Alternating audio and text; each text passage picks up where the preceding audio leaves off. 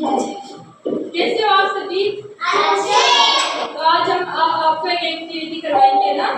उसमें क्या करना है, आपको सभी के पास एक एक गिलास है। आपको मैं बोलूँ ना, गिलास रखना है, उसको ऊपर रखना है, दूसरों को ऊपर रखना है ना। तो पहले कौन रखेगा? आप रखो।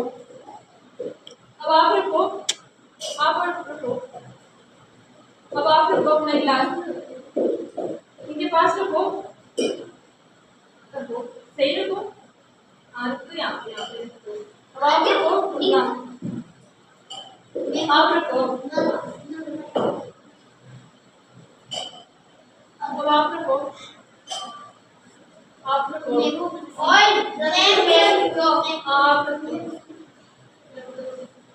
अब सीधा रखेंगे। आ देखिए, आ देखिए। आप रखो अपना। सीधा ना? हमारी भाई कितनी का?